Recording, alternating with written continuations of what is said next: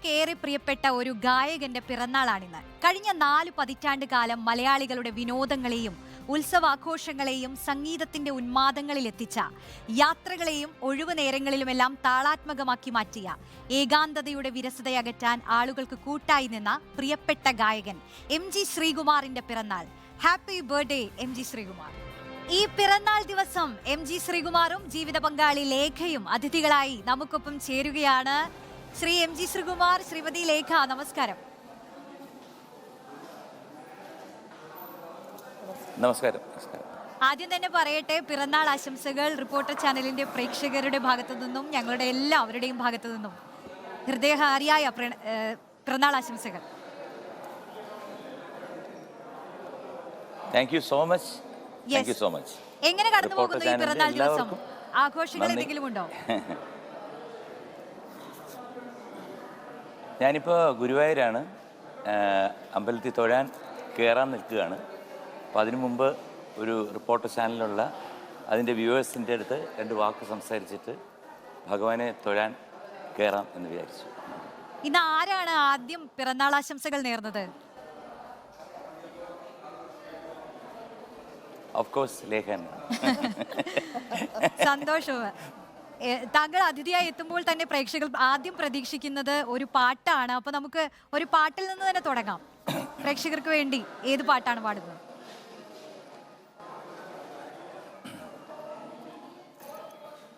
ഒരു പാട്ട് പാടാം. നിലാവിൻ്റെ നീലഭസ്മ കുറിയണിഞ്ഞവളെ, കാതിലോല കമ്മലിട്ടു കുണുങ്ങി നിൽപ്പവളി, ഏതപൂർവ തപസ്സിനാൽ ഞാൻ സ്വന്തമാക്കി നിൻ രാഗലോല പരാഗ സുന്ദര ചന്ദ്രമുഖബിംബം. മനോഹരം. ഈ പിറന്നാൾ ദിനത്തിൽ താങ്കളുടെ പാട്ട് കേൾക്കുമ്പോൾ തന്നെ പ്രേക്ഷകർക്കും സന്തോഷമാവുമെന്ന് കരുതുന്നു. ഇപ്പോൾ ഈ സംഗീത ജീവിതത്തെക്കുറിച്ച് പറയുകയാണെങ്കിൽ, ഇത്രയും കാലത്തെ ഈ ഒരു സംഗീത ജീവിതത്തിൽ ഏറ്റവും പ്രിയപ്പെട്ട ഒരു പിറന്നാൾ ഓർമ്മയുണ്ടോ? എല്ലാ പിറന്നാളും ഒരുപോലെയാണ്. ഒരു സംഗീതജ്ഞൻ എന്നുള്ള നിലയിൽ നമുക്ക് ഒരിക്കലും പ്രെഡിക്റ്റ് ചെയ്യാൻ പറ്റത്തില്ല എവിടെ വെച്ചായിരിക്കും പിറന്നാൾ ആഘോഷം, അല്ലെ എന്തായിരിക്കും എന്നുള്ളത്. കാരണം ചിലപ്പം ഏതെങ്കിലും വിദേശത്ത് വെച്ചിട്ട് പ്രോഗ്രാമിന് പോകുന്ന ദിവസമായിരിക്കും ഈ മെയ് 25 വരുന്നത്.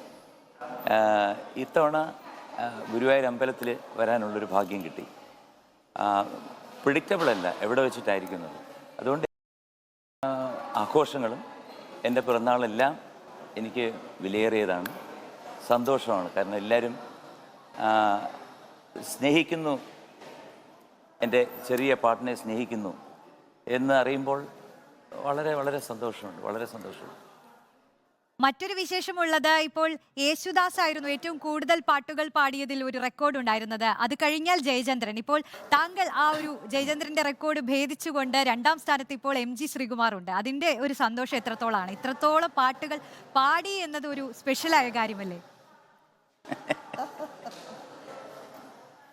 എല്ലാം ദൈവഹിതമാണ്. കാരണം അല്ലാതെ നമുക്ക് കുറേ റെക്കോർഡ് ഉണ്ടാക്കാൻ വേണ്ടി പാട്ടുകൾ കിട്ടണമെന്നില്ല. എല്ലാം തലയിൽ എഴുതി വെച്ചിട്ടുണ്ട്, ഓരോരുത്തർക്ക് ഓരോ ഇന്ന പാട്ട് കിട്ടണമെന്ന്. അതിപ്പം നമ്മളൊന്നും ഉദ്ദേശിക്കത്തില്ല. ഇപ്പം ഞാൻ 2016 ഒപ്പം എന്ന ചിത്രത്തിലാണ് മ്യൂസിക്കൽ ഇമ്പോർട്ടൻസ് ഉള്ള കുറച്ച് പാട്ടുകൾ പാടിയത്. അതിനുശേഷം പാടിയിട്ടുണ്ട്. ഇപ്പോൾ ഈ 31-ാം തീയതി റിലീസാവുന്ന ഒരു പുതിയ പടമുണ്ട്, ചെമ്പരുന്ത് ചെമ്പരുന്തെന്ന്, ചെമ്പരുന്ത് ചെമ്പരുന്ത് എന്ന് തുടങ്ങുന്ന ഒരു നല്ല പാട്ടുണ്ട്. പക്ഷേ 16-17 കാലഘട്ടങ്ങൾക്ക് ശേഷം പാട്ടിന് വലിയ ഇമ്പോർട്ടൻസ് വരുന്നുണ്ടോ എന്ന് ചോദിച്ചു കഴിഞ്ഞാൽ എനിക്ക് സംശയമുണ്ട്. കാരണം മിന്നൽ മുരളിയിലൊക്കെ ഞാൻ പാടിയിട്ടുണ്ട്. അതിനകത്തൊക്കെ 4 വരി വന്നു കഴിഞ്ഞാൽ പിന്നെ നമ്മൾ ഡയലോഗ് വേറൊരു ലെവലിലാണ് ഇപ്പോഴത്തെ പാട്ടിൻ്റെ ചിത്രീകരണം. ഫുൾ സോങ് ആയിട്ട് വരുന്നില്ല, ലിപ് മൂവ്മെൻറ്റ്സ് വരുന്നില്ല, ഒരു ബാക്ക്ഗ്രൗണ്ട് സ്കോർ പോലെ പോകുന്നൊരു രീതിയാണ്. അപ്പം ആ മാറ്റത്തിനനുസരിച്ച് നമ്മൾ കൂടെ പോകുന്നു. എല്ലാം നല്ലതിന് തന്നെ, അത്രേ ഉള്ളൂ. അപ്പോൾ നേരത്തെ ചോദിച്ച പോലെ പാട്ടുകൾ കൂടുതൽ പാടിയോ എന്ന് ചോദിച്ചാൽ എനിക്ക് അറിഞ്ഞൂടാ. ഞാനൊരിക്കലും ഇന്ന് വരെ തുടക്കം മുതൽ 1983 മുതൽ ഈ ദിവസം വരെ ഞാൻ എൻ്റെ പാട്ടുകൾ എഴുതി വയ്ക്കുകയോ ഇന്ന സ്റ്റുഡിയോയിലാണ് ഇന്ന പാടിയെന്ന്, എത്ര പാട്ട് പാടിയെന്ന് എനിക്ക് അറിഞ്ഞുകൂടാ സത്യത്തിൽ. ഇപ്പം നേരത്തെ പറഞ്ഞു 2000 എന്ന് പറഞ്ഞു. 2000 ആണോ 3000 ആണോ എന്ന് എനിക്ക് അറിഞ്ഞുകൂടാ. ചിലപ്പോൾ ഒരു 10000 പാട്ട് പാടിക്കാണും.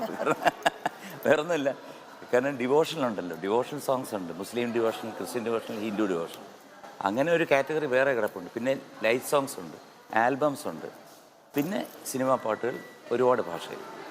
അതുകൊണ്ട് എത്ര പാട്ട് പാടിയെന്നൊന്നും അറിഞ്ഞൂടാ. ഞാൻ 1-ാം സ്ഥാനമാണോ 2-ാം സ്ഥാനമാണോ 3-ാം സ്ഥാനമാണോ എന്ന് ഞാൻ നോക്കുന്നുമില്ല. ഞാൻ എൻ്റെ ജോലി ഞാൻ ചെയ്യുന്നു, അത്രയേ ഉള്ളൂ. എന്നെ വിളിച്ചൊരു പാട്ട് തരുന്ന ആളിന് ആത്മാർത്ഥമായിട്ട് ഞാനത് പാടിക്കൊടുക്കുന്നു.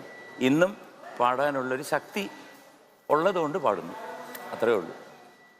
ഇനി ചോദ്യം ലേഖ മാഡത്തിനോടാണ്. മാഡം വലിയ പിന്തുണ നൽകുന്നത് നമ്മൾ എപ്പോഴും കാണാറുള്ളതാണ്. എല്ലാ വേദികളിലും ഒരുമിച്ച് എത്തുന്നതും ഒക്കെ പ്രേക്ഷകർ കാണുന്ന ഒരു കാഴ്ചയാണ്. മാഡം, എങ്ങനെയാണ് എം ജി ശ്രീകുമാറിന്റെ ഈ ഒരു പിറന്നാൾ ദിനം സ്പെഷ്യൽ ആവുന്നത്? എല്ലാ പിറന്നാളും എനിക്ക് സ്പെഷ്യലാണ്. ഇന്നത്തെ പിറന്നാളെന്ന് മാത്രമല്ല, എത്രയോ വർഷങ്ങളായി 36 വർഷമായിട്ട് കൂടെ ജീവിക്കുന്നു. അന്ന് മുതലേയുള്ള 36 ജന്മദിനവും എനിക്ക് പ്രിയപ്പെട്ടതാണ്. അപ്പോൾ ഈ പ്രാവശ്യം, കഴിഞ്ഞ പ്രാവശ്യവും ഈ പ്രാവശ്യം ഗുരുവായൂരിൽ വരാൻ സാധിച്ചു. അത് തന്നെ വലിയൊരു കാര്യമാണ്. അങ്ങനെ ഗുരുവായൂർ വന്നപ്പോൾ തന്നെ നമുക്ക് ഭയങ്കര സന്തോഷമാണ്. ഇനി അടുത്തത് ഇത് കഴിഞ്ഞിട്ട് നേരെ പോകുന്ന അമ്പലത്തിലാണ്. നന്നായി പ്രാർത്ഥിക്കണം, ആയുരാരോഗ്യ സൗഖ്യം കൊടുക്കണം, ധാരാളം പാട്ടുകൾ പാടണം, അത്രയൊക്കെ ഉള്ളൂ. ശരി, വീണ്ടും എം ജി ശ്രീകുമാറിലേക്ക് തന്നെ വരികയാണെങ്കിൽ, നമുക്കറിയാം ഇപ്പോൾ താളവട്ടം എന്നൊരു സിനിമയ്ക്ക് ശേഷമുള്ള മോഹൻലാൽ സിനിമകളൊക്കെ അതിൻ്റെ പാട്ടുകൾ കൊണ്ട് കൂടുതൽ ശ്രദ്ധ നേടിയതാണ്. അതിൽ തന്നെ ആ സമയത്തുള്ള ഹിറ്റ് പാട്ടുകൾക്കൊപ്പം എം ജി ശ്രീകുമാറിൻ്റെ ശബ്ദവും ഉണ്ടായിരുന്നു. അപ്പം നിങ്ങൾ തമ്മിലുള്ള ഒരു കെമിസ്ട്രിയെ കുറിച്ച് എപ്പോഴും ഇൻഡസ്ട്രിയിൽ ആളുകൾ സംസാരിക്കാറുണ്ട്. ആ സമയത്തൊരു പാട്ടുകളെയൊക്കെ അത് സ്വാധീനിച്ചിട്ടുണ്ടോ?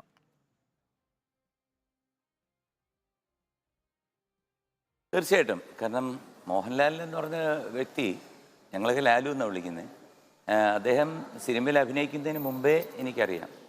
കാരണം ട്രിവാൻഡ്രത്താണല്ലോ, പൂജപ്പുരയായിരുന്നു, ഞാൻ തൈക്കേടായിരുന്നു. അപ്പോൾ അതിനു മുമ്പ് തന്നെ അദ്ദേഹത്തിനും അദ്ദേഹത്തിൻ്റെ ഫാമിലിയൊക്കെ നല്ല പരിചയമാണ്. ഒരിക്കലും അദ്ദേഹത്തിന് വേണ്ടി ഇങ്ങനെ പാടാൻ പോകണമെന്നോ അതോ പാടേണ്ടി വരുമെന്നോ അല്ലെങ്കിൽ അദ്ദേഹം ഇത്രയും ഒരു സൂപ്പർ സ്റ്റാർ ആവുമെന്നോ ഞങ്ങൾ ബാല്യകാലത്തിൽ വിചാരിച്ചിരുന്നില്ല. ബട്ട് സംഭവിക്കും എന്ന് പറയുന്ന പോലെ താളവട്ടത്തിൽ പാടിയെങ്കിലും ചിത്രം എന്ന ചിത്രത്തിൽ ശരിക്കും ഞാനല്ല മുഴുവൻ പാടേണ്ടിയിരുന്നത്. അന്ന് ദാസരൻ എന്തോ വിദേശയാത്ര എന്തോ ഉണ്ടായിരുന്നുകൊണ്ട് പടം റിലീസ് ചെയ്യേണ്ട ആവശ്യം വന്നപ്പോഴത്തേക്ക് അതിനകത്തെ എല്ലാ പാട്ടുകളും, പിന്നെ ഒരു അഡീഷണലായിട്ട് സ്വാമിനാഥ പരിപാലയ എന്നൊരു പാട്ടും നമ്മൾ റെക്കോർഡ് ചെയ്തു. അങ്ങനെ എനിക്കതൊരു അവസരം കിട്ടി, ഒരു ഭാഗ്യം. അത് മൊത്തമായിട്ട് എല്ലാ പാട്ടുകളും അതിനകത്ത് പാടാനൊരു ഭാഗ്യം കിട്ടി. അത് നമ്മുടെ പ്രബുദ്ധരായിട്ടുള്ള അല്ലെ സംഗീത പ്രേമികളായിട്ടുള്ള നമ്മുടെ എല്ലാ പ്രേക്ഷകരും അക്സെപ്റ്റ് ചെയ്തു. പക്ഷെ അന്ന് വരെ ഉണ്ടായിരുന്നതിന് വിപരീതമായിട്ട് ഈ സ്വാമിനാഥയൊക്കെ പാടിയപ്പോൾ മോഹൻലാൽ എക്സാക്ട്ലി ആ ലിപ്പ് ഇപ്പം സരിഗമപനി പമരി സരി മഗമപനി പമരി സനി സരിഗമ എന്ന് പറഞ്ഞ സ്വരമുണ്ട്. അതൊക്കെ ഇറ്റ്സ് വെരി ഡിഫിക്കൽട്ട്. അതൊക്കെ ലാലെന്ന് പറയുന്ന ഒരു കംപ്ലീറ്റ് ആക്ടറാണ്. അദ്ദേഹം ഒരൊറ്റ ടേക്കിൽ, ഞാനന്ന് മുരുകാലയ സ്റ്റുഡിയോയിലുണ്ട് ഇത് ഷൂട്ട് ചെയ്യുമ്പോൾ, ഒരൊറ്റ ടേക്കിൽ തന്നെ പാടുകയും, അപ്പോൾ അത് മൊത്തത്തിൽ നമ്മുടെ പ്രേക്ഷകർ കണ്ടപ്പോഴത്തേക്ക് ലാലും ഞാനുമായിട്ടുള്ളൊരു കെമിസ്ട്രി അവിടെ വർക്കൗട്ടായി. അങ്ങനെയാണ് പബ്ലിക്, അതായത് ജനങ്ങളാണല്ലോ വിധി എഴുതുന്നത്. അപ്പോൾ അവർ പറഞ്ഞതുപോലെ ഇത് കറക്റ്റ് മാച്ചാണ്. കാരണം മോഹൻലാൽ അഭിനയിച്ച് സംസാരിച്ച് കഴിഞ്ഞിട്ട് ഉടനെ തന്നെ ശ്രീകുമാറിൻ്റെ പാട്ട് വരുമ്പം വലിയ വ്യത്യാസം അറിയുന്നില്ല, ലാൽ പാടുന്ന പോലെ തന്നെ തോന്നുന്നു എന്ന് പറഞ്ഞു. അതിൻ്റെ മറ്റൊരു എക്സാമ്പിളാണ് കള്ളിപ്പൂങ്കുയിൽ. അതിനകത്ത് ഉള്ളൊരു ഇത് കള്ളി കള്ളി കള്ളി കള്ളി കള്ളി കള്ളിപ്പൂങ്കുയിൽ കന്നിത്തേൻമൊഴിയിൽ കാതിൽ മെല്ലെ ചൊല്ലുമോ. അത് പലരും എന്നെ വിളിച്ച് പറഞ്ഞിട്ടുണ്ട്, ആ ഡിഫറൻസ് ഫീൽ ചെയ്യുന്നില്ല. ഇതൊക്കെ ഒരു ഭാഗ്യമാണ്, അല്ലാതെ വേറൊന്നുമില്ല. പാട്ട് കേട്ട് മതിയായില്ല. എന്തായാലും ഈ പിറന്നാൾ ദിവസം ഒരു ഹിറ്റ് പാട്ട് കൂടി കേട്ടാൽ ഞങ്ങൾക്കൊക്കെ സന്തോഷമാവും. കൂടെ ലേഖ മേഡം കൂടി ചേരുകയാണെങ്കിൽ അത് കൂടുതൽ സ്പെഷ്യൽ ആവും. ഒരുമിച്ച് പാടാൻ കഴിയുമോ? ഞാൻ പാടാനോ? നിങ്ങൾക്ക് റിപ്പോർട്ടർ ചാനൽ മുമ്പോട്ട് കൊണ്ടുപോകണമെന്നുണ്ടോ? ഒന്ന് ട്രൈ ചെയ്യാവുന്നതാണ്. വെറുതെ പറഞ്ഞ അതാ ഞാൻ ചോദിച്ചത്. ട്രൈ ചെയ്യും, പിന്നെ അവസാനം ഇതുപോലെ ആൾക്കാർ. എന്തായാലും ഒരു രണ്ടുപേരെയും കൂടെ നമ്മുടെ എല്ലാ പ്രേക്ഷകർക്കും, എന്നെ സ്നേഹിക്കുന്ന അല്ലെ എന്നെ ഇഷ്ടപ്പെടാത്ത എല്ലാവർക്കും, എല്ലാവരും. അമ്പലപ്പുഴേ ഉണ്ണിക്കണ്ണനോടു നീ എന്തു പരിഭവം മെല്ലെയോതി വന്നുവോ, കൽവിളക്കുകൾ പാതി മിന്നി നിൽക്കവേ എന്തു നൽകുവാനെന്നി കാത്തു നിന്നു നീ, തൃപ്രസാദവും മൗന ചുംബനങ്ങളും പങ്കുവയ്ക്കുവാനോടി വന്നതാണു ഞാൻ, രാഗചന്ദനം നിന്റെ നെറ്റയിൽ തൊടാൻ ഗോപകന്യയായി ഓടി വന്നതാണു ഞാൻ. അവിടെ ഭാഗം കൂടെ ഞാൻ പാടി. സൂപ്പർ. മറ്റൊരു കാര്യം ചോദിക്കാനുള്ളത്, ഇപ്പോൾ ഈ സോഫ്റ്റ് മെലഡികളൊക്കെ പാടിക്കൊണ്ടിരുന്ന ഒരു കാലത്ത് നാദരൂപിണി പോലൊരു ക്ലാസിക്കൽ ടച്ചുള്ള ഒരു സോങ്ങിലേക്ക് എത്തുമ്പോൾ ആ ഒരു സോങ് MG ശ്രീകുമാറിലേക്ക് എത്തുന്നു, അതിൽ തന്നെ ഒരു ദേശീയ അവാർഡും ലഭിക്കുന്നു. അപ്പോൾ എങ്ങനെയായിരുന്നു അതിൻ്റെ ഒരു ഓർമ്മകളൊക്കെ ഒന്ന് പങ്കുവെക്കാമോ? അത് ഞാൻ പലയിടത്തും പറഞ്ഞിട്ടുണ്ട്. അതായത് ആക്ച്വലി സത്യസന്ധമായിട്ട് പറഞ്ഞാൽ ഈ ആ സമയത്തെ മോഹൻലാലിൻ്റെ എല്ലാ പടങ്ങളിലും വേറെ ആരുമില്ല, ഞാൻ മാത്രമായി. അങ്ങനൊരു സിറ്റുവേഷൻ വന്നു. അപ്പോൾ ലാലു തന്നെ എൻ്റെ അടുത്ത് ABM G തിയേറ്ററിൻ്റെ നടയിൽ വെച്ചിട്ട് പറഞ്ഞു, പുതിയൊരു പടമുണ്ട് ഹിസൈനസ് അബ്ദുള്ള, അതിനകത്ത് ശ്രീകുട്ടനാണ് എല്ലാ പാട്ടും പാടുന്നത്. അപ്പോൾ താങ്ക് യു അണ്ണ എന്ന് പറഞ്ഞു. അങ്ങനെ പിരിഞ്ഞു. പക്ഷേ അത് കഴിഞ്ഞ് ഒരു 4-5 ദിവസം കഴിഞ്ഞപ്പോഴത്തേക്ക് സിബി എൻ്റെ അടുത്ത് വന്ന് പറഞ്ഞു, സിബിയും ലോഹിയേട്ടനും പറഞ്ഞു, ഇതുപോലെ ദാസേട്ടനെ കൂടെ നമ്മൾ ഉൾപ്പെടുത്തുന്നുണ്ട് എന്നാണ്. ഞാൻ പറഞ്ഞത് നല്ല കാര്യമാണ്, എൻ്റെ ഗുരുനാഥനാണ്. അപ്പം ഞാൻ അമേരിക്കയിൽ പോയപ്പോൾ അദ്ദേഹത്തിൻ്റെ വീട്ടിൽ പോയിരുന്നു, ഞങ്ങൾ 2 പേരും പോയിരുന്നു, പ്രഭചേച്ചിയും ദാസേട്ടനും ഞങ്ങൾ 4 പേരും കൂടെ ഒരു 3-4 മണിക്കൂർ സംഗീതത്തിനെക്കുറിച്ച് മാത്രം സംസാരിച്ചു, വേറൊന്നുമില്ല, നോ ഡിസ്കഷൻ. അപ്പോൾ എൻ്റെ ഗുരുനാഥൻ, അതായത് എൻ്റെ കുട്ടിക്കാലം തൊട്ട് എൻ്റെ എൻ്റെ ഒരു റോൾ മോഡലാണ് അദ്ദേഹം എല്ലാ കാര്യത്തിലും. അപ്പോൾ അദ്ദേഹം പാടണമെന്ന് പറഞ്ഞാൽ ഓഫ് കോഴ്സ്. പക്ഷേ അത് അങ്ങനെ വന്നപ്പോഴത്തേക്ക് അവസാനം എനിക്ക് നാദരൂപിണി എന്നുള്ള പാട്ട് മാത്രമായി മാറി. അതിനകത്ത് 5 പാട്ടുണ്ട്. I was happy. കാരണം ഞാൻ നേരത്തെ ആദ്യം തുടക്കത്തിൽ തന്നെ പറഞ്ഞല്ലോ, കാരണം നമുക്കൊന്ന് വിധിച്ചിട്ടുണ്ടെങ്കിൽ അത് കിട്ടും, അത് നല്ലതാണെങ്കിലും ചീത്തയാണെങ്കിലും.